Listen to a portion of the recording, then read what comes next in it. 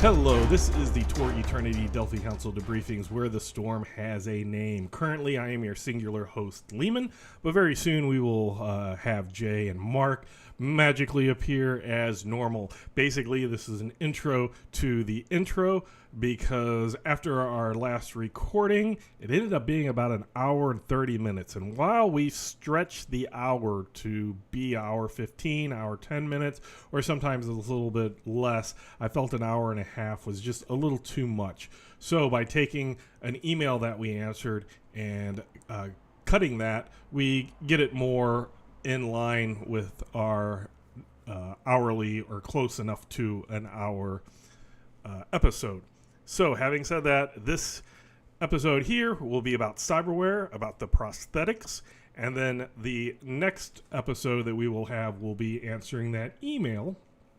And you also can email us at torgdcd@gmail.com. And if you get it to us before we make that recording, we'll tack it on and we'll have just an email, fan email episode. So having said that, I'm going to have a very bad cut into that episode about cyberware because I have dismal editing skills and I just try to do the best that I can. So,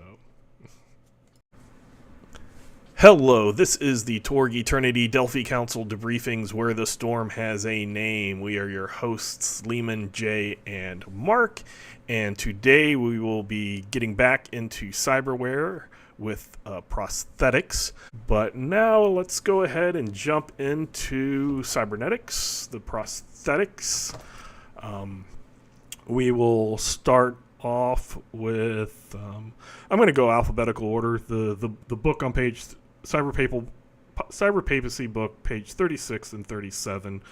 In the text, it's slightly out of order, but I'll go down the order of the table, which is more alphabetical in order. So we'll start off with Comte's clenching cleats.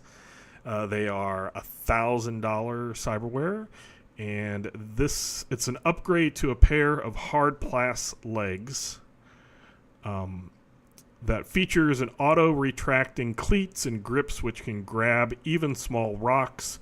Dexterity or strength tests involving climbing and balance are favored. So, Jay, what are your thoughts on Comte's clenching cleats?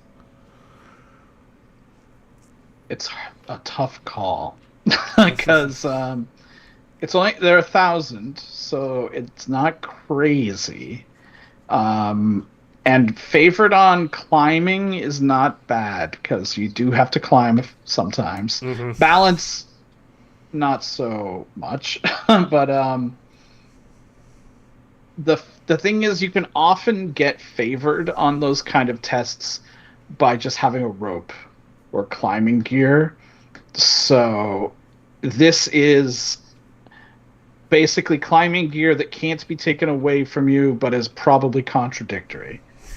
So because of that, I don't know if I would take it. If it was 500, it'd probably be like, yeah, no problem. But 1,000 is maybe a little bit too. But if you're making like a rough and tumble outdoorsman, and to be honest, I think I actually did take this on my drone guy because I wanted him to be able to get to like weird vantage points and stuff. Mm-hmm. But it's not a first choice, is basically what I'll say. Mark, your thoughts on Comte's clenching cleats? Well, Jay pointed out that it's 1,000, but it's not really 1,000. It's 6,000 because you can't take this unless you have the legs first, and the legs are 5. We'll get to those. Mm-hmm. So this is an upgrade. This is not I've got 1,000 left over. Where do I put this? Oh, let me put this on my feet. That's not how this works. You got to have the legs. That said, climbing and balance tests are favored. So there is no climbing and balance skill, right? So what test is favored? Is it dex tests and strength tests when you're climbing and you're trying to keep your balance? Okay, so there's an ambiguity there that opens you up for some amount of discussion with your GM or player, depending on what direction you go. If you as a player take this and have a specific idea of what you want to use it for in mind because of who you've built as a character, I would highly recommend that you make sure your GM is on board with what you think it's going to do, so that you don't just, hey, I want to do this thing, and then all of a sudden this 1,000 that you spent on your legs doesn't work the way you wanted it to, because your GM has a different interpretation of what a balance and a strength test is. But as Jay pointed out, there's a lot of ways to get that kind of thing. I mean, get your strength or your dex tests favored, and now this is covered. So yeah, 1,000, I'd consider it. I'd probably consider it because it's inexpensive in the grand scheme. But would I like it more and throw it on more often if it were 500? Probably. But I'd still have to consider it because it's limited use. I think Mark made a good point, and this is an upgrade to the hard plas legs, and there's also upgrades to the hard plas arms. So after I give my view on this, maybe we'll go ahead and do those two first. So then when we get to the upgrades, it'll make sense what you're upgrading. I think your point, Mark, on getting with your game master to figure out how useful or not this will be is a good point. As a game master, I could see this being used for anything from you're on a ship that there's big waves. There's multiple adventures where it's like have to roll something or you get knocked overboard, or big wind comes up and it'll knock you off a cliff, or any of that stuff. I would let this go. I would let this be an instant. Your little talon things come out and grip you to whatever surface you're on, to allow it to work. But that would be something. How are the adventures planned and stuff? So I can see this as being really useful. I don't think it's as niche as some of the things that we've talked about in the past. If I had hard plas legs and I had an extra 1,000, I could see getting this. But after reading hard plas legs, I don't think it's quite as there's a redundancy that we'll get to. So let's just now I'll get into the hard plas legs. So it says always installed as a pair, so you can't just do one or the other leg. These prosthetics entirely replace the legs of the character from the hip bone down. The character halves falling damage and can leap twice the distance as normal. You look at the Torg Eternity rules to see how leaping both vertically and horizontally go. And it says additionally, strength tests are favored, and the character gains +2 armor, but only in the legs. And as Mark had said, these are 5,000. So if you're playing a Cyberpapal character and you are starting, this is half your budget to get your legs replaced. The redundancy that I was seeing was that this gives you your strength tests are favored, and the Comte or the clenching cleats, the strength tests involving climbing and balance are favored. So your strength tests are kind of already favored. So I would probably just give them a bonus, because I wouldn't want to lessen the clenching cleats. So that's probably something that I would allow. The hard plas legs themselves give strength. The clenching cleats give dexterity, and then a bonus as well is favored for strength. But then I'm dealing with house rules and not as written. So Jay, your thoughts on the hard plas legs? That strength tests are favored is extraordinarily vague. right? Because there's no way it can mean all strength tests are I'm favored. arm wrestling. Yeah, I'm swinging my sword, but I've got these cyber legs. And I know there's some swordsman out there who's going to be like, oh, well, it lets you It does say, do but this. only on the legs. Yeah. That's kind of added after the armor, which is in the same True. sentence, but it kind of is in the same sentence with strength Okay. tests are favored. So I kind of read that as any strength that you would use your legs for. Which would be what normally?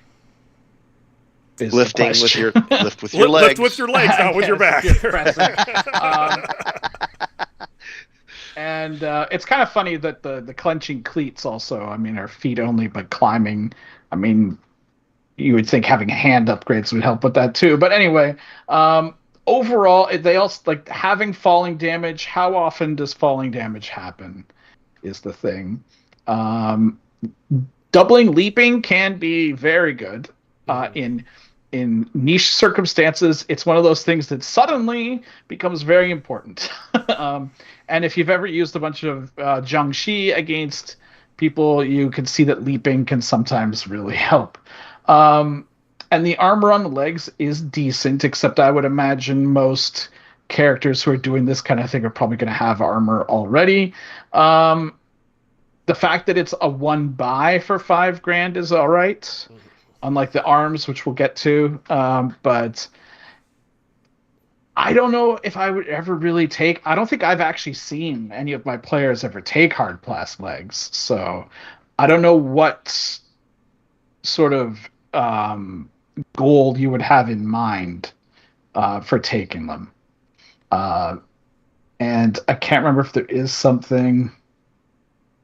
Yeah, the spring foot, I guess, is probably what I would be aiming for if I took these. But then it gets to be a convoluted, I got to take these before I get the thing I actually want, which is how some things work. But I would put legs below arms, that's for sure. Mark, your thoughts on the hard plast legs? So I got a pet peeve, and we're right here, and so we'll just throw it out there. I dislike very much the way that Torg does +2 armor, but only on the legs, because Torg doesn't use a hit location system, and so having armor in specific locations, how does that work? You don't have +2 armor now. You only have +2 armor in the legs. So the only time that's going to matter is if my bad guy decides to make a called shot to your right leg or your left leg. And why am I going to do that? I mean, when is that going to come up? Oh, you're running and I want to slow you down, maybe. But I can count on the number of times on my cat's paw that's ever happened. My cat doesn't have fingers, so it's just not a thing that it needs to be done differently. I don't know how. I'm not going to delve into that at this point. I just don't like how it's like this location is +2 armor. So how do you adjudicate that? The legs, I've never seen anybody take them. They for what you get out of it, I think 5,000 is a little expensive for what you can do with it. It's probably in line with the other with hard plast arms 5,000 for one, but this is 5,000 for 2 limbs. So I mean, is that fair? I understand why. We'll get to the arm. Like Jay said, we'll get to the arm. But these are done as a pair, but they're below the hip, I think is how it said it, right? From the hips down. Hip bone down, yeah. Yeah, so maybe it's 2 independent legs, but if you put it if you just take the hip bones out, and that's what's intended, is everything from the waist down is now cybernetic, which okay, now I get it a lot. And if you wanted to do, given Pan Pacifica, if you wanted to give specific bonuses or advantages against something that leaps at you, like Jiangxi, because you can leap too, and you understand how it works, maybe you have an advantage or you're immune to that or something, which would be a nice little touch with that.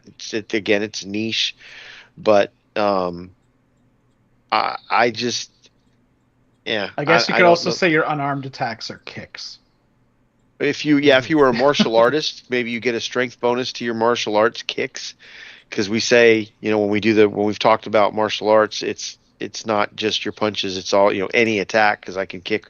Martial artists can turn their body as a weapon, right? And so if I now have hard plast legs and I've taken a martial art and I kick at you, shouldn't I have a strength bonus to that? I mean, you've given me all kinds of strength related stuff the legs do, so shouldn't I have like a +1 or +2 to damage when I kick you with my legs? So maybe my martial arts, I'm a Muay Thai, and it's all about my kicks and whatnot. I don't know. They just seem a little expensive for what you get out of it. I've had one player that took these, but it was in preparation for one of the upgrades. So that's one of the things that I kind of see. When I played a Cyberpapal character, I didn't do the legs because I don't think they're bad. I just think there's other things that are more tempting and more things that kind of get into I need this if I'm going to go with a Cyberware character. But some of the upgrades are pretty decent that we'll get into. The armor is both on called shots, as well as sometimes there's the effects that target or you take damage of whatever your lowest armor is.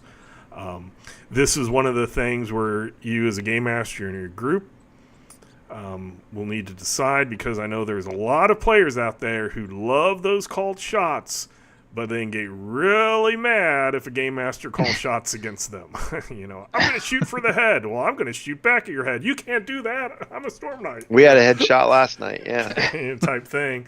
So how well are you? Do you use called shots? Do you not use them? Do you sometimes use them? That's going to affect the armor. The strength test being favored, I would probably use that for a lot of stuff. Even if here's a big portcullis that has fallen that we need to lift up, and if the guy was like, I'm going to lay on my back and use my legs, I'd be like, go ahead.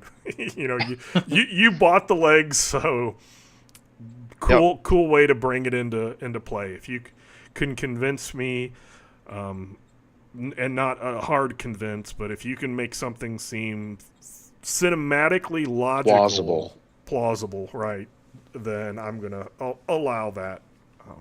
So let's do the flip side on the arms, the base arms, and then we'll get back to the kind of a lot of these other things or upgrades to them. So the hard plast arm is one of the hero's arms is replaced by a cybernetic version. It increases strength tests and damage based on strength, so not by shooting, by +1, and has +2 armor on that limb only. So if you only have one arm, again, you have armor that one arm has the +2 and nothing else. The arm's armor protects the character's torso if he takes an active defense. So you're kind of like putting that arm in front of you, or like Jay just showed, the two arms. Winter Soldier style. Then the armor protects the characters if he takes an active defense. The strength and damage increase applies only to tests and attacks made with that limb.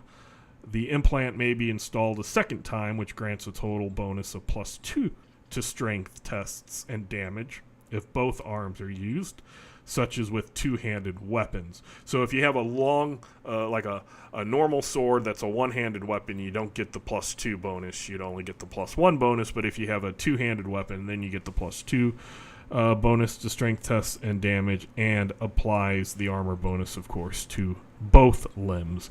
One limb is 5,000. So if you're going to go both limbs and you're a starting character, this is your budget. So, Jay, what are your thoughts on the hard plast arm? This I have seen taken numerous times. This is also somewhat dependent on the current interpretation of the wording. I know it started one way and then it got errated another, and it sounded like, from what we talked about a few weeks ago, it may have been errated again. So originally, this was like primo, like, if you're a melee character, this is what you want, because it increases your strength It was not a bonus, so Right. it stacked with that. It just increased your strength. And because it was from Cyberware, it did not necessarily increase like your XP costs. It was just an increase to it afterwards. But now it's sounding like it might actually increase your XP cost, which makes it not as good. But back then, that was great. The +2 armor on the limb is nice, but in the realm where you can get Hollow Mesh for +3 for pretty cheap, it's not that big of a deal. Except the fact that having a cyber arm is actually less suspicious than wearing Hollow Mesh, I guess. Um, the active defense is a nice little, if you need to do it thing, but basically you're paying just to get a +1 or +2 to damage essentially, but that is often worth it. That's the big thing. Like this was used a lot, and then people would end up getting the what is it? The GWI hammer. I can't remember what it's called. There's a two-handed weapon, and then eventually get the Thargold one. But so there's the impact hammer. yeah, but there's yeah, so they could just deal out insane damage with this. It's sort of the Cyberpapple melee build, but it is an all or nothing kind of build because getting both arms takes up your entire first Cyberware allotment. And there's probably some other stuff you might want as well. And even outside of that, it can be useful to get if you're not a melee combatant necessarily, it can be useful to get it if you're like an infiltrator, which we'll come to in a little bit. But I've found that if you're taking it for other reasons, you kind of just turn into a melee combatant anyway, since you've already got the bonus. It's not like in some other games where they'll have the basic cyberware and then you can get like rams or whatever to increase the melee. This automatically comes with the melee, like the damage increase. So why not? You might as well go for it. Mark, your thoughts on the hard pass arm? Your point about the lowest armor, I hadn't considered that. I guess that's okay. So we're stepping on landmines. Yeah. This is a lot like the legs, but it's a little bit better defined in that, as Jay pointed out, it's kind of the cyber papacy melee build, which I've seen frequently. I think my AI has an arm, but I've also got the Trigun dicers, so it helps with because that's the melee weapon that character has. The active defense is a nice touch. My character doesn't wear hollow mesh, so it's nice to be able to do that. And as I say that, I don't think I ever have. I don't think I think I've only taken an active defense a couple of times though, especially since my character picked up cast magic. Then now I have stuff to do that's not just, oh, my cyber deck, I can't do anything now. Let me just wait until combat's over, and then I'll go help somebody, or trick you over here, and trick you over there, and trick you over there. It's not. I mean, it's very cyber papacy. Having hard plas legs or hard plas arms, very cyber papacy. I mean, it's replacing a limb, and that's in the story of Malraux coming over and showing up. People just that's one of the things they brought was the ability to give people who didn't have these limbs, and they just gave them away, which was miraculous to the folks that had legs that weren't worked, that didn't work, that were paralyzed, arms that couldn't, quadriplegics and paraplegics suddenly are moving around again because of this miracle from the cyber pope. So is there a lot of backstory reasons that your cyber papacy character would take this? Yes. There's probably lots of backstory reasons why you would take this or take the legs. In the grand scheme of things, though, 2 arms as number 1 perk. That's if you've got a vision, run with it. I've done that before, and there's nothing wrong with that. Play your character. It's a lot of fun to build that role play and then see how it plays out. just from a numbers crunching thing, that's a tough pill to swallow. So I will say, I had a vision of a cybernetic musketeer named Pierre, and I only took one arm. His thing was he was going to have the Sword of David, the GWI power sword in rapier form, and would only need the one arm. And so I only got the one arm, and I enjoyed it because in certain he didn't have a super high strength, but that +1 got him to where he was one of the stronger characters. So he could, when strength tests were needed to lift something, he could either help with the extra effort, or he could just do those if the other strong people were gone. And the +1 damage is just nice. And as Jay said, the original core rules kind of, if you look at the chart, it just says +1 strength with that arm. If you read the detail of it, it says +1 to tests and +1 damage. And then you have to figure out, okay, did I want it just a +1 with the arm strength? How does that mess with the attributes?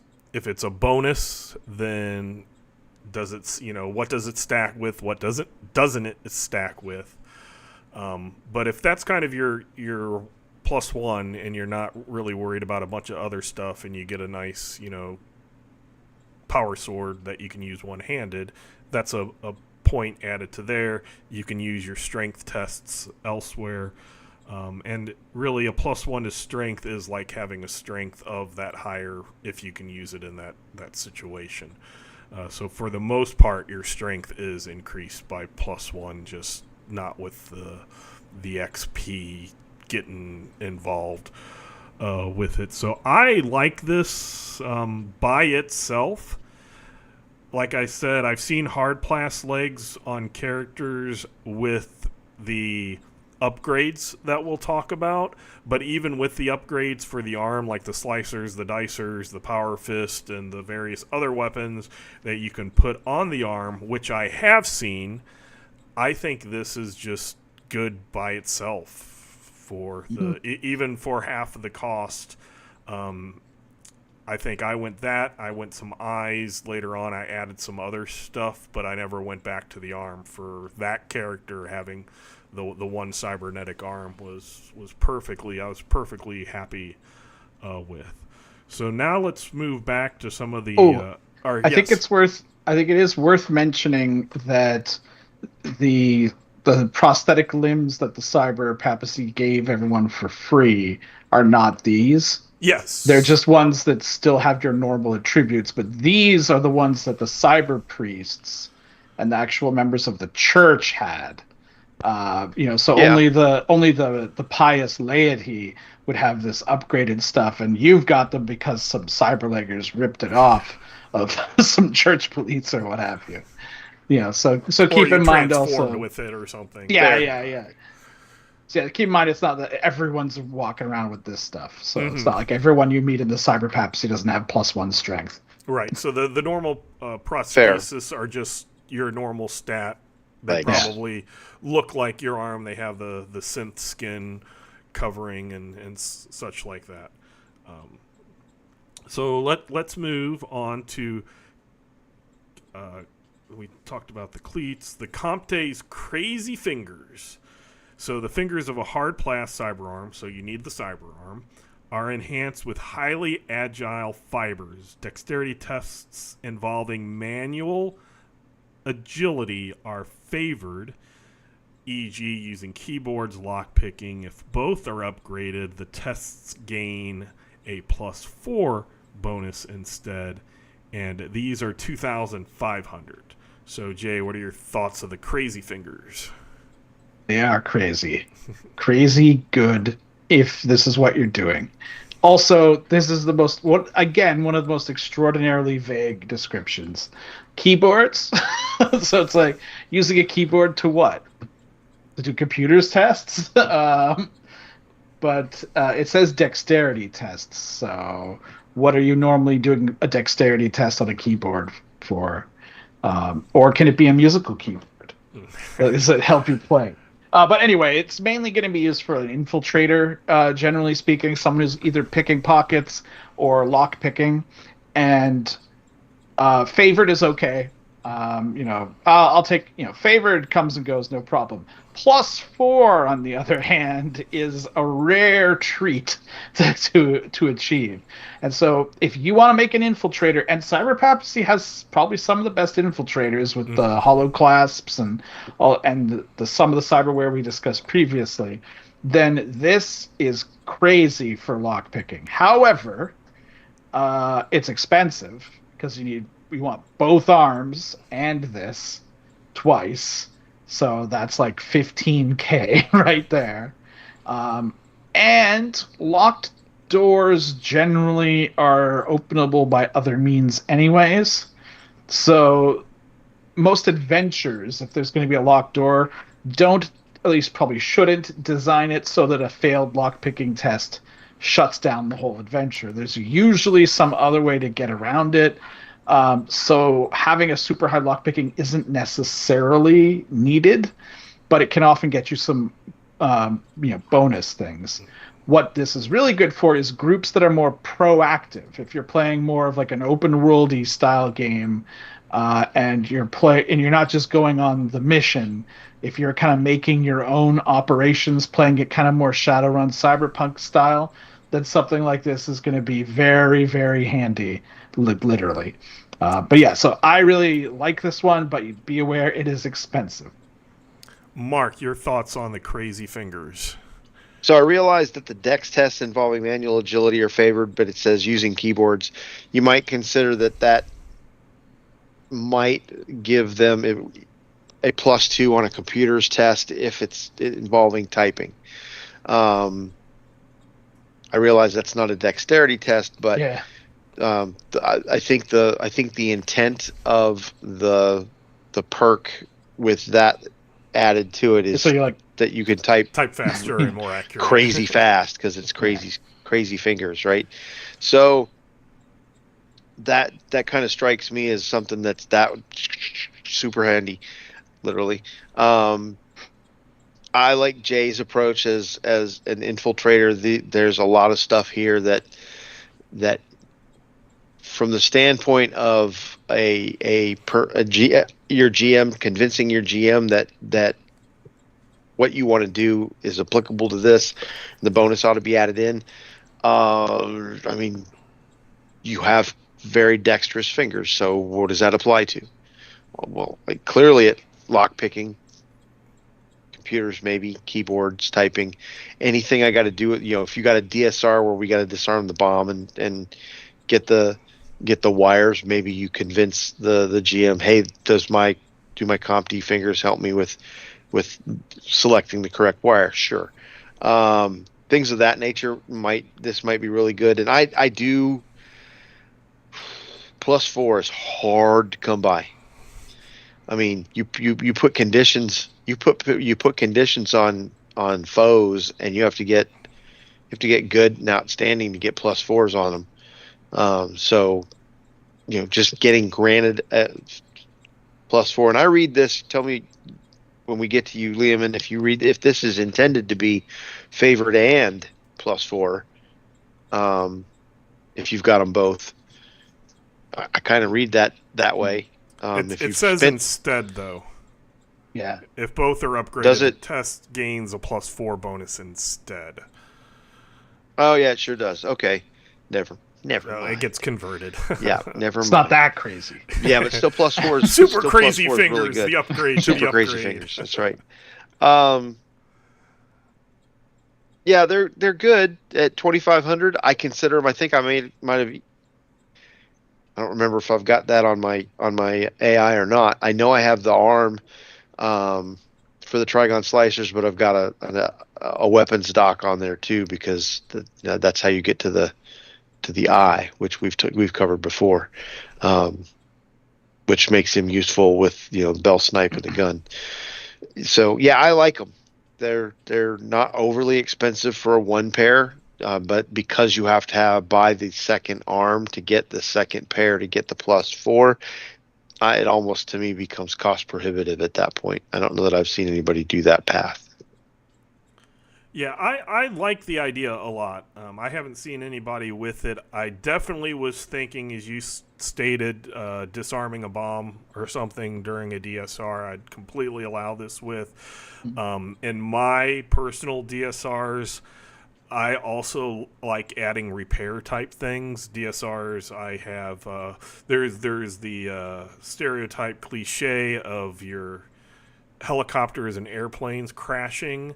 And I add to that by very often an engine will go out, and then a DSR of fixing the engine. So any mechanic type things I would allow this for. So for your air vehicles or your land vehicles, water vehicles, using it with, even though it's offered as the using the different attributes. And a lot of times they talk about it being mined. I would allow this to be dexterity. I would allow either the favored or the +4, depending if you had one, or two hands. Getting the lock picking's nice. Typing faster on your keyboard, because that's how it works in movies and in TV shows and movies. Even two people typing on one keyboard fast is better than one person. You type half the letters and I got the other and we're mentally linked, so things like that happen. Let it happen in Torg Eternity. It's all fun. So these are ones that if you're going the Infiltrator, I it wouldn't work with your first perk, and maybe not your second, but on your third perk, if you're going that way, this would be a decent thing to pick up. So let's move on to Comte's Rocket Jumpers, which is a pair of hard-class cyberlegs are upgraded with small rocket systems, allows a jump up to 2 times a character's base move once per turn, but a character is vulnerable. He may instead jump up to his run move, but becomes very vulnerable. So, Jay, what are your thoughts on the rocket jumpers? Okay, so I misspoke earlier. About the regular hard class legs letting you leap like Jiangxi. They don't. This is what does it. Normally, leaping distance, you have to make a strength test against a difficulty number. So if you just want to leap 3 meters, it's difficulty 12, right? So presumably this would also be favored from your hard class legs. Mm-hmm. And because you have hard class legs, you would go 6 meters instead. But that does require a check. Whereas if you have these rocket jumpers, then it becomes twice your regular move, right? So it's going to be considerably further, 2 times your base move once per turn. And becoming vulnerable, I mean, you got to do what you got to do sometimes. You can also jump even further and become very vulnerable. Now, keep in mind that might be an issue with other things. So if you're in melee and already vulnerable, you might not be able to do it necessarily. But if you're not vulnerable already, it's a good get out of dodge if you really need to. If you are a melee character, this can be very good because it gets you right into it very quickly. Although I've found a lot of combats in Torg tend to start relatively close. Sometimes it is good to have like a long range, like you might be shooting across the street or something, and you might be open to fire if you're actually just running across. But if you zoom over, especially if there's like guys in the way, this can really help, because it doesn't necessarily let you move further than you normally could. It just lets you jump over stuff. But overall, for the price, it is kind of expensive, especially given that the hard class legs weren't quite as good as I thought they were. So, I mean, it's okay. Yeah, You got to really want to go fast. Mark, what are your thoughts on the Comp Days rocket jumpers? Yeah. Other than covering a lot of ground really fast, like jumping, because it's kind of cool, it doesn't really get you anything. You give up vulnerable. You become vulnerable instead of running and taking a -2 to your action, which is nice, right? You're easier to hit, and you don't have to give up -2 to cover a bunch of distance to get to a foe. So cool. Okay. Is that worth $3,000? You have to decide on that one. I missed that the legs don't do it either, Jay. I just kind of ran with it, so Yeah. We were like, yep, that's what they do. Yeah, the No, legs not what give they you a slightly better thing. These give you the big jump, but at the cost of vulnerable or very vulnerable. I'll say this one. I have a player who is playing a Cyber Templar, and he picked the hard plast legs with these rocket jumpers, and I at least thought about trying to talk him out of it, because I just was like, I don't think this is worth it. But he has brought it into so many situations where it has helped not just him get into fights, but help the group, as in, like, a lot of the people are ranged, so he can jump to one part of the bad guys, and then the ranged people are still at range, instead of, he kind of holds them off and is like, go ahead and shoot at me, with the firing into melee rules. And he's used it to cut off people trying to escape by, jumping up or jumping over and getting to them fast enough. People trying to run away, or higher or lower locations. I want to say, we were talking about the Fires of Ra. There are some aerial battles and ways that he used this to, go from one plane to another plane. And with the understanding that he was going to have to make some difficult staying balanced rolls. But he has pulled off everything. So I think if you're a player who likes the idea of this jumping, you will be able to find creative ways of using this and making it worth the total would be 8,000, the 5,000 for the hard plast legs, and these are the rocket jumpers are 3,000.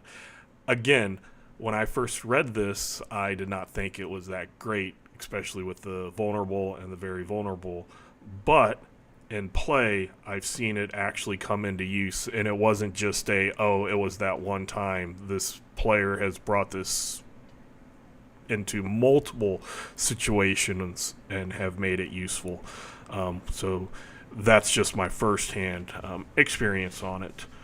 But we can move on to the Comte Springfoot. The Springfoot is 1,000. It's also an upgrade. And the hard plast cyber legs are upgraded with internal and external hydraulic springs that increase the character's base move by +2. So basically, if you have your hard plast legs, you add this, your movement's increased by 2, so your running rush speed would be increased by 6. And I would assume anything based off of those with any of the other stuff would be advanced also. So what would your thoughts on the Springfoot be? Very good. So good. Like, criminally undercosted. Especially if you then take the quick perk after this. You can get around. Now, a lot of this will depend on how your game works. I use virtual tabletop, and I actually measure things.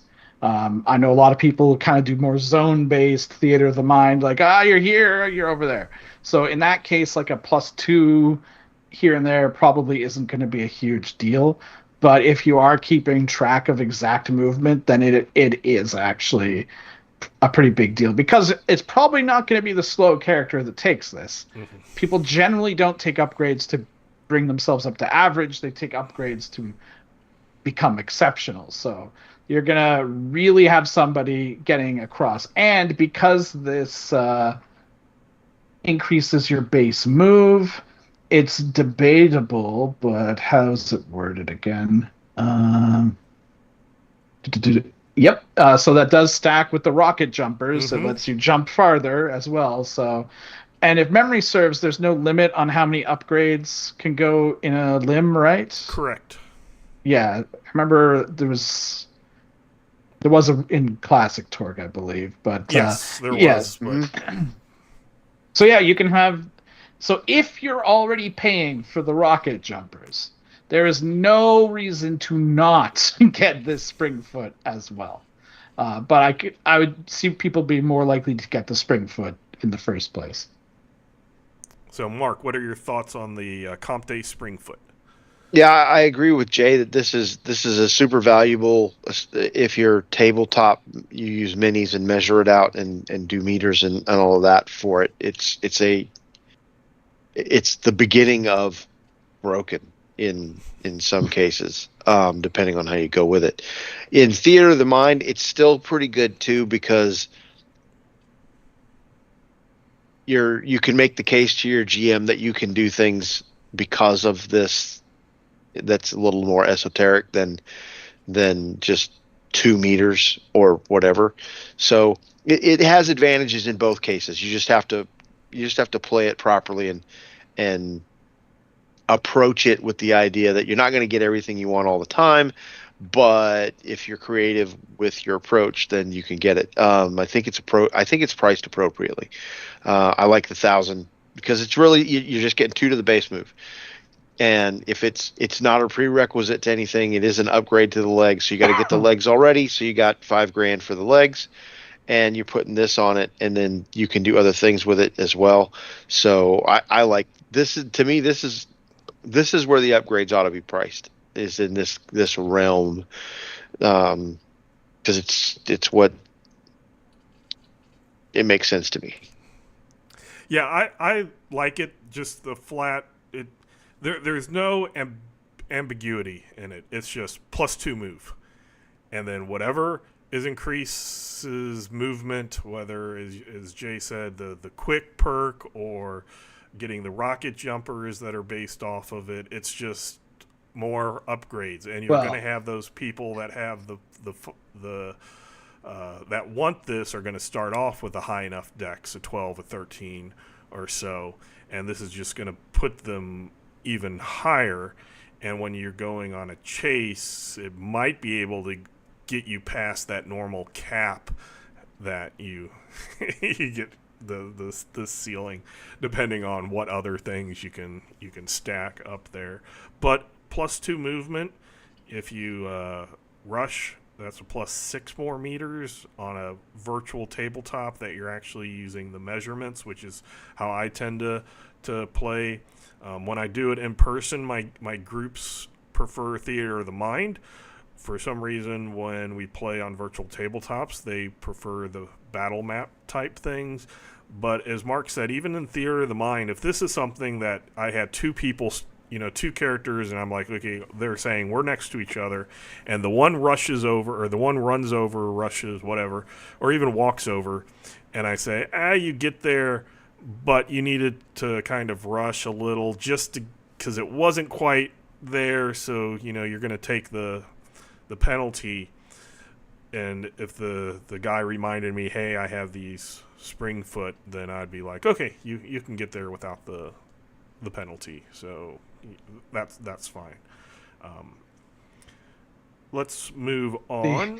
The only issue is that there's technically nothing actually called your base move.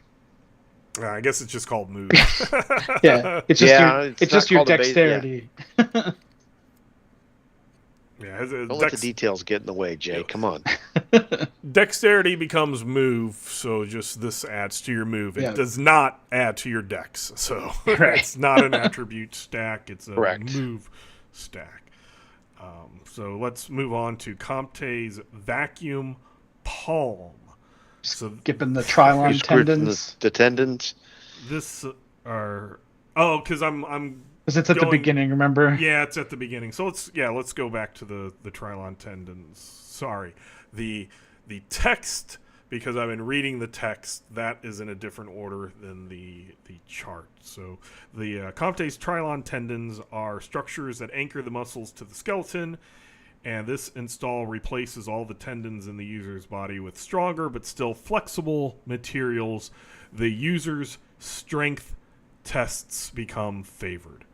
So these are 3,000. So what do you think of the Trilon tendons, Jay? No fuss, no muss. Strength is favored. 3K sounds fine to me. I mean, there's not too many things that you're actually making strength tests on normally, but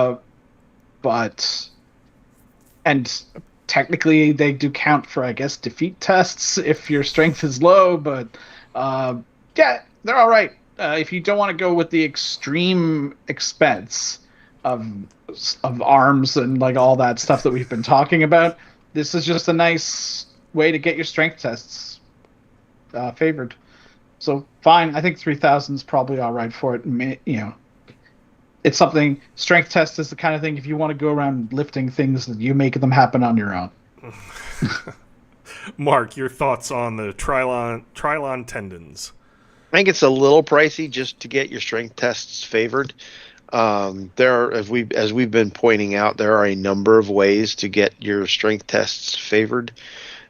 Just in this table alone, and it's kind of redundant, especially if you're going to do some of these other things like putting legs in there and arms in there. This is the whole body, right? So you don't have to justify it to your game master. That's right. Just take it. But as Jay started out, no fuss, no muss. It's very simple. You get strength tests favored for replacing the tendons in your body.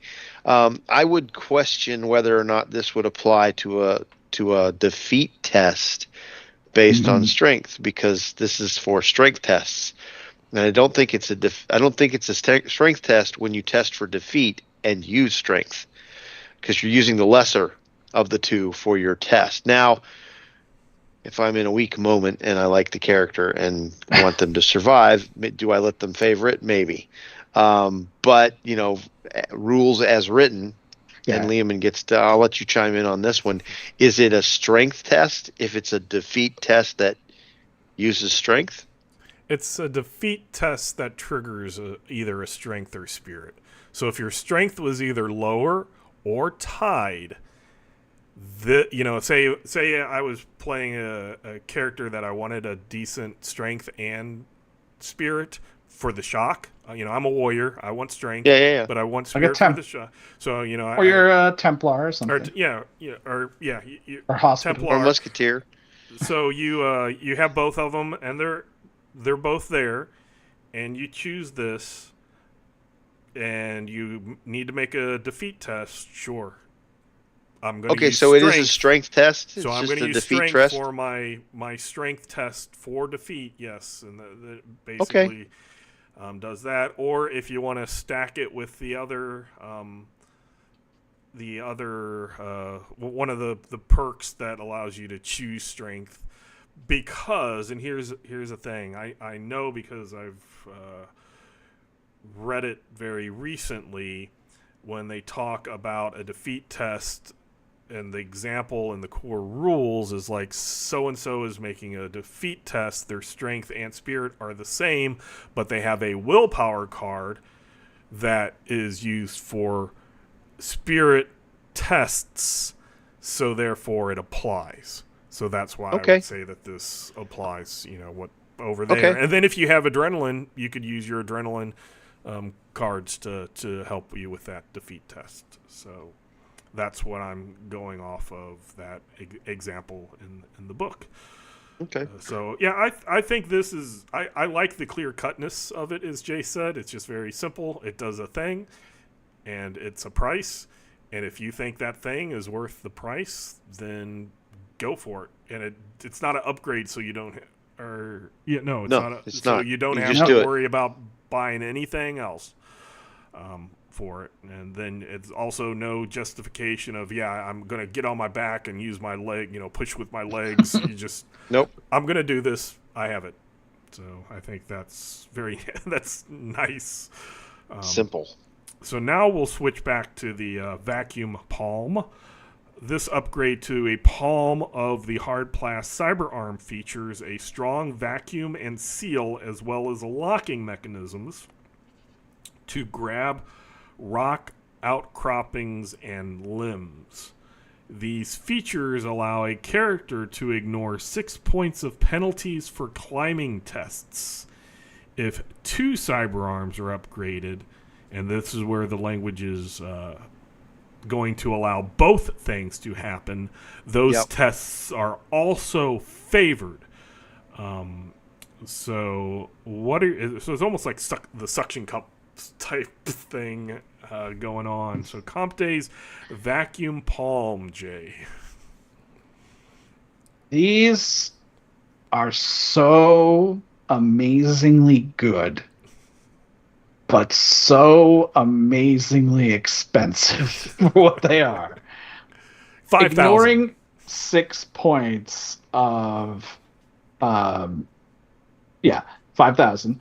Ignoring 6 points of penalties is crazy, because if you look at the difficulty chart for climbing, the maximum difficulty is 16.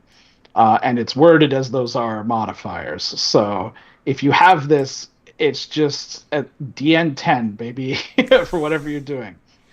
And because it's ignoring a penalty, it's not giving a bonus, it stacks with anything that the cleats would give you. So you can be favored and you can ignore the penalties. If you have both arms, then you get both anyway, but that's pretty expensive. Right. So, and it's usually a strength test, so then depending on what other things you have, you could add your strength bonus or strength test bonuses to it. Exactly, yeah. So this thing just can make you demolish that climbing.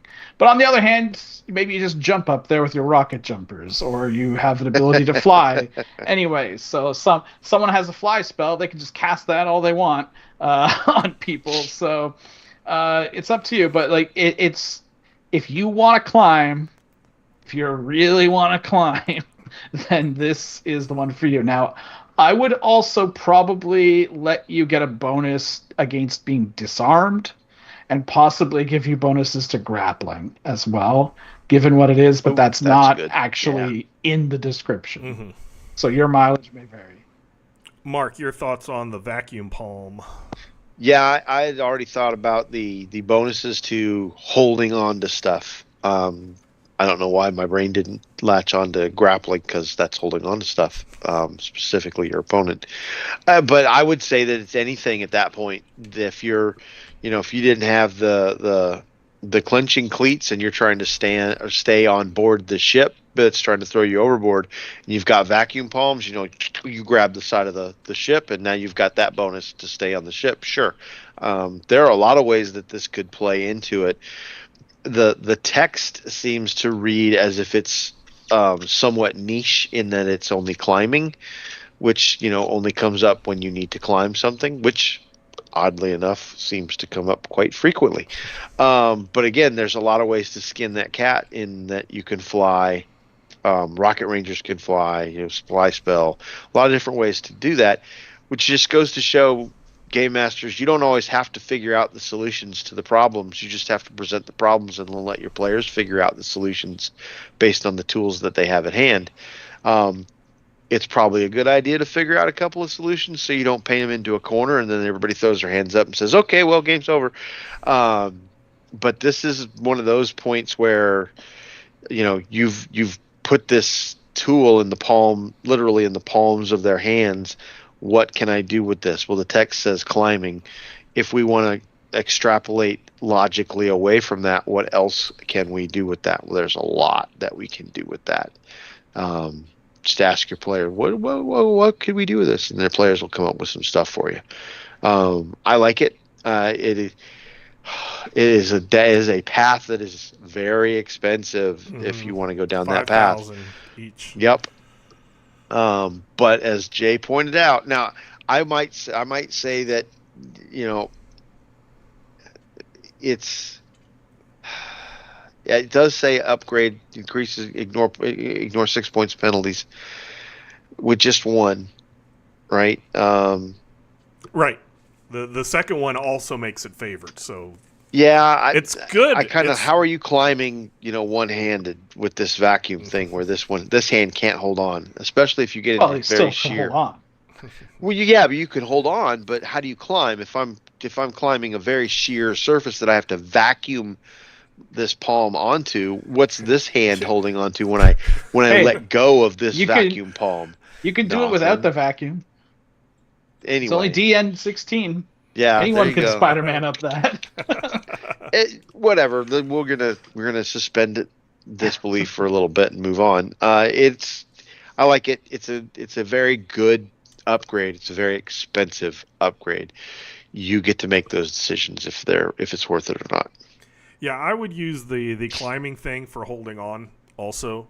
Like, not just climbing, but if you just, hey, I'm going to fall out this window and I'm not necessarily climbing, but I'm going to, smack the side of the skyscraper on my way down with my vacuum palm. Boom. Okay, that's fine, instead of falling to your death, or, as you said, not getting knocked off the ship.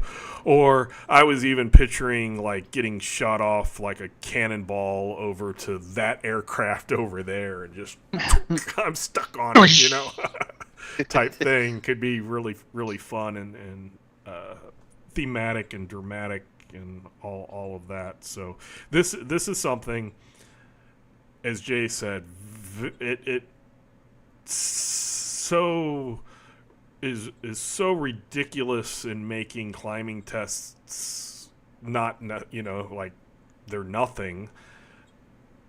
Expensive. 10,000 if you want both of them, plus you have to have both arms, so you're talking 20,000. So if somebody's going to spend 20,000, Game Master, let them come up with ridiculous stuff to use it with. Yeah, he's right. He's right. If they're going to spend, this is 3 perks, with a little leftover if you go with the what is it? The recalibrated cyberware. If they're going to spend 3 perks on this, let them go crazy with all the stuff that they can do. The grapple tests. I would basically, in my head, just have the favored stuff be anything that deals with holding on to whatever, and then the climb penalties, or ignoring those, or for when you're climbing, and just let the player go nuts on some of the stuff that they do it, and especially if they're going to add the clenching cleats and all of that stuff to it. If that's what they want their character to be, I could see that being a very fun character in game, as the player's coming up with all types of stuff to do. We did the arm, we did the legs. So the next one is Trigon body plating. So this subdermal armor is grafted throughout the patient's body, increasing overall durability. It adds +2 armor. It provides full body coverage. The armor bonus does not stack with other armor as usual. So what are your thoughts on Trigon body plating, Jay? And this one is 6,000. So it is fairly expensive, but it's got those magic words of full body. So that actually does do a fair amount. It's subdermal armor, so it's completely hidden unless you're scanned or something. So it's pretty good. It does sort of make a mockery of all of the armor on your hard class limbs, since you would have had it anyway at that point. If you're not going... It's a weird situation, because if you're going to be like a big melee tough guy combatant, you're probably going to be wearing much better armor than this. However, it's +2 armor with no max dex bonus. that's completely hidden, so that again works well for more infiltrator types, knotters, snipers, like all that kind of stuff. It's just kind of expensive because like you can get reflect armor, but that gives +2 armor for $250, right? So the big bonus is that it's not visible, full body, and it, everywhere. So it's good, but it's kind of expensive in comparison. Mark, what are your thoughts on Trigon body plating? It's a way to go. I think the big plus to this is that it's not noticed. It's under your skin. The problem I have with secret stuff in the cyber papacy that's hidden from view is that they've got the scanners and stuff everywhere, and you would think that they would use them, so you have to physically write it out of the. Why don't they have in a top secret area? Today, modern times, we can detect this when you walk through the airport. So, why, if you're trying to walk into a reliquary from the front door, why do they not have a scanner set up that scans everybody as they come in? I cannot imagine why they wouldn't have that. And if they scanned someone who has armor on as they walk in, they're at least going to give them a cursory glance to say, who is this person? Oh, they don't look like they have armor. They are hiding the armor. Oh, wait a minute. All right, let's go have somebody, meet and greet that person to figure out what's going on here and assess the threat. So, is it worth it? Again, your mileage may vary. You get to decide. There's, as Jay pointed out, air mesh. There's much better, much cheaper ways to get the armor points up if you're going to be a striker. If you have a concept in mind for your character and this matches that concept, then here you go. But it is very expensive to get to the +2. I would kind of like to see the hard pass armor bonuses stack with this, just because it makes sense to me that if you're going to either plate over the leg itself, or you're going to build it up in such a way that the leg goes on around the armor plating. And I would think I'm going with the former rather than the latter, more likely, in that I'm plating over a hard pass leg, and it just makes sense to me that all of a sudden the limbs, the arms and legs now have +4 on them instead of +2. But I mean, that's not the way the rules are written, and that's not the way the game is played. But that would, to me, make more sense to that +2 for the limb kind of thing. And this then becomes more flexible, and the only way you get that stacking bonus is if you do these two things together, which makes the price point not as hard to swallow to me, because now my legs and my arms are better, which were expensive too. So I kind of like that, in that it justifies the high expense to a degree, in that I get something for it that nobody else gets, right? And that to me is a lot about what makes your character special, is having something nobody else gets. You spent your experience points to get this thing that makes your character special. What makes you special? Well, in this case, what makes me special is that my arms and my legs have a stacking bonus that nobody else gets. And I spent a lot of experience to get that. So, but it doesn't, let me be clear, that's not how it plays. Not rules as written. That's not how it plays. Yeah. Can you play it that? That's also not how I played it in the past, because I haven't seen it come up. But I might consider it if it were to come up in the future as a house rule in my cosm. We're just spitballing here. Yeah. We are just spitballing here. I want to be clear about that. And I'm sure Leamon's going to come up with the official thing in just a second, but that's my thoughts on where this is and what would make the cost, because we've been talking about a lot of very expensive cyberware here, and that to me would make the costs come in line a little bit better. Anyway. So in my opinion, as written, this is useful depending, again, and a lot of this really does depend on you and your table.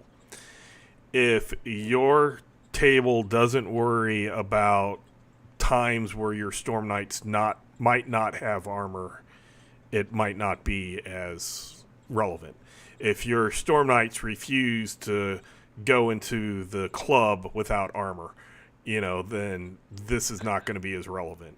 If you're playing in a game where your players, and I've had this happen in games that I've played, my players, I've had something, they were like in their house at night and heard some stuff outside, jumped out of bed and ran out, and they specifically said, we're not putting on armor because logically it would be too much time to do so. This is a perk, or this is a cyberware to get for those situations. If you have those times where you and your table have that, sometimes you don't get your armor because of the situation. And if you have a player who wants their character to always have armor, and then they might even be like, I'm going to put some hollow mesh over it, or whatever the one is that's +3, and yes, I know that they don't stack, but this +2 is my backup, and if that's what they want, then this would be more advantageous. As far as the house rule for stacking, I wouldn't mind it. I don't know if I would go for a full +4 or if I would say +3. But I think that would somewhat make sense if you're going to spend that much money for getting your arms, your legs, and this. As Jay said, one of the big words is full body coverage. There are certain things that we talked about affects the lowest armor. This is full body. There's also things that affect people if they don't have full body armor, so this has you covered in that. So this is another one. How is this going to be used in the games you're playing? Look at the cost of 6,000 and determine, is it worth that for your character to have the Trigon body plating. But I don't. And ask your game master. Mm-hmm. What their thoughts are on it, but. Adds +2 armor, full body coverage, that could be worth it, depending. So we can move on to the Trigon Cyber Skell. This installation involves a reinforcement of the character's skeletons. I got 5 skeletons inside me. Either by reinforcing bones or replacing them outright, the character gains +1 toughness bonus, and this one is 5,000. So, Jay, what are your thoughts on the Cyber Skell? This is one of those a bonus no one else can have kind of things, because your toughness is based off of your strength, and it is possible to get an increase to your strength, right? And then plus your armor, and then plus any toughness bonus you might have. And the toughness bonus, I think, is the most rare of those. The most rare. In fact, this is the only one I can think of offhand. But is there another one? There's a Isn't there a prowess perk? I want to say there might be a prowess or an Adinos only that you might get armor, like 2 armor and 1 toughness, and it's like that's what you want. But there might be like a super ability that gives you, but they are very specific perks, not necessarily big general that everybody can get. Yeah. So this is the cyber papacy version of their +1 toughness. This is why a lot of tanks tend to be cyber papacy characters. Aside from dwarves and Tharkoldu, cyber papacy pretty much has the best armor available to begin with, as far as getting like +4 armor across the board, and then just add another toughness. There you go. Easily worth 5,000. Like, no brainer. if you want to tank, you take this. Mark, your thoughts on the Cyber Skell? I like it. It's a toughness bonus. They're hard to come by. If you're going to stand toe-to-toe with things and take damage, you want this. If you can figure out how to get more of them, that all the better. But yeah, you want this. This is absolutely worth it, especially if you expect to take damage. If you're one of those characters that's squishy and you've designed a squishy and you don't want to take damage, that's fine. But if you are building the hard plast arm melee striker that's going to stand toe to toe with the Cyber Knight and trade blows back and forth, you want this. Yeah, I agree. The it being a toughness bonus is really nice. It's going to stack with any strength bonus that is that increases toughness. It's going to stack with any armor. AP is not going to get through it because it's a toughness bonus. It's not an armor bonus. It stacks. Yep. So I was really quickly looking. Bone marked is the Adinos. They are generally shunned by Adinos. The character gains +1 toughness and armor +2. So this. Oh, sorry. Yeah. Go ahead. The bone scar. I was just looking. I was pretty sure at some point I picked this up for my cyber musketeer, and yes, I did. So I didn't do the second arm or anything, but the +1 toughness was like, yes, this is worth it. So this is definitely a nice starred one. And then we'll have our last one, which is the Trigon EMP Shield. It's 4,000. This installation wraps the character's cyberware in heavy shielding, increasing his resistance to EMP or other attacks that can shut down cyberware. Attempts to shut down a wearer's cyberware are contests instead of tests, and the attacker's test is disfavored. Additionally, the character's cyberware cannot be detected by the effects that use electromagnetic radiation. And if I didn't say it because it's 3 seconds ago, so I forgot already. 4,000. So, Jay, what are your thoughts on the EMP shield? Extraordinarily niche. As far as I know, there's only really like 2 things that do an EMP to cyberware. One is the electromagnetic pulse. I think it's the second one. Because there's electromagnetic blast and electromagnetic pulse. So the more powerful one, because the initial one does not affect cyberware. And TL EMP grenades, I think, are the only 2 things that actually... Unless there's a monster that specifically has it or something that specifically targets cyberware like that. So for $4,000, pretty niche. I think this exists more to give to cyber priests, really, so that the cyber witches can't just completely shut them down in one shot. Mark, what are your thoughts on the EMP shield?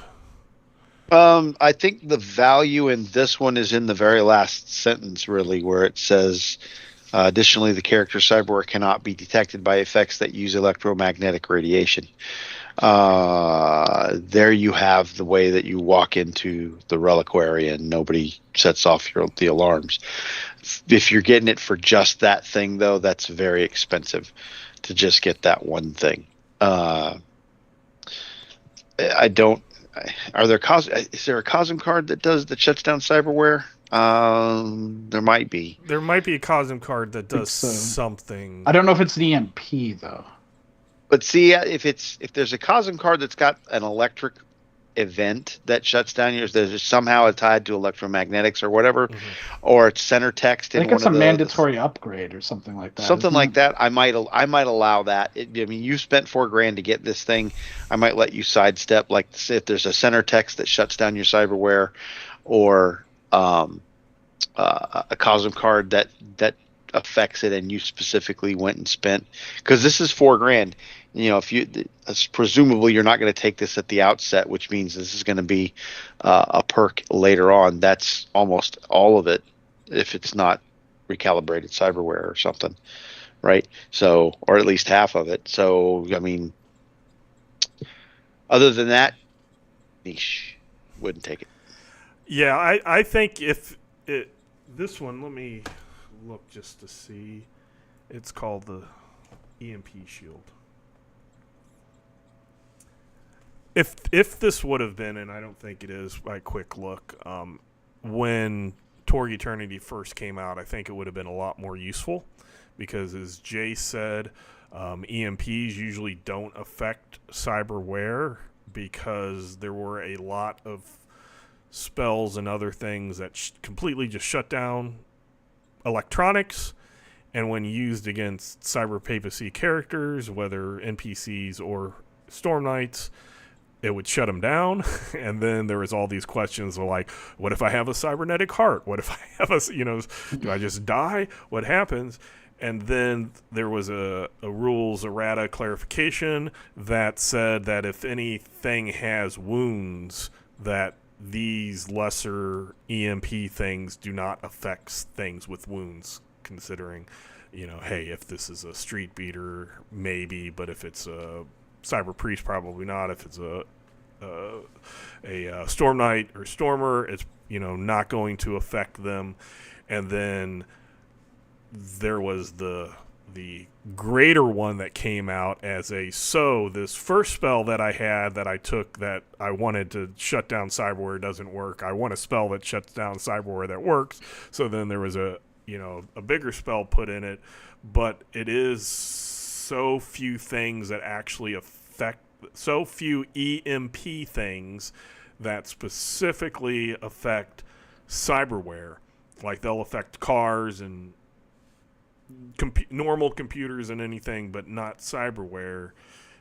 This could be very niche, especially depending on how you need an outstanding success on electromagnetic blast, the beta clearance one, to affect cyberware.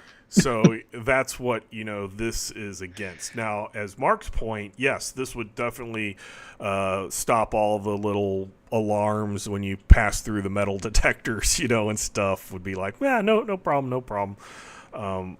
So infiltration wise, the if this was just like Trigon shielding. And it was like your cyberware can't be detected if you don't want it, because sometimes you might want it to show, hey, I am a loyal citizen of the the cyber papacy. I've replaced some of my body with some of the sinful flesh with the holy cyberware. Have an on-off switch, and just as if you choose to turn it on, then your cyberware is just not detected. And say that is the 4,000. If that is worth it to you, then I would say go for it, and just kind of forget about the whole EMP thing, except for that one time in your campaign that it might show up. But I like the shielding aspect of just the scanners, and I wouldn't in any way, shape, or form try to determine, this is an electromagnetic radiation scanner and that's a blah blah blah. I would just say it can't be detected and go with it. So hopefully that explained the prosthetics for cyberware. And we, again, thank you for either watching or listening to this episode of the DCD. If you are watching on YouTube, be sure to hit a like, put a comment down there, hit subscribe. Be like New Frank and send us an email at torgdcd@gmail.com and write us ask us questions. We'll try to answer those. Give us comments. We will comment back. But until next time, we hope you have fun in your own Cosmverse. Bye. Bite the like. Yeah, bite the like.